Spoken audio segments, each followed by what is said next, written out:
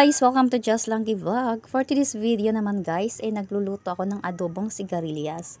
So ayan guys, dahil nakalimutan kong videohan yung paggisa ko ng bawang sibuyas.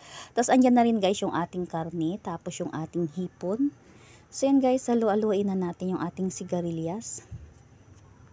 Yung sigarilyas ko guys ay kalahating kilo. Tapos yung aking hipon ay kalahating kilo din. Tapos 1/4 lang yung baboy kasi medyo pricey yung baboy natin dito. So ayan, kaya medyo tipid-tipid din muna ang person.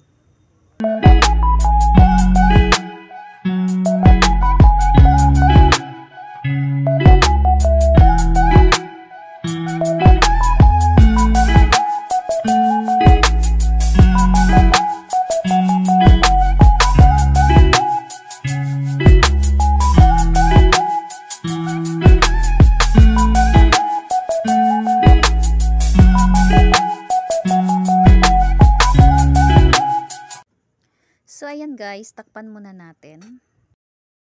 So ayan guys, nilagyan ko na ng magic sarap, ng toyo at saka ng oyster sauce. So ayan guys, luto na yung ating adobong sigarilyas. Ayan, ready to eat. Let's eat guys. Thank you for watching. Bye!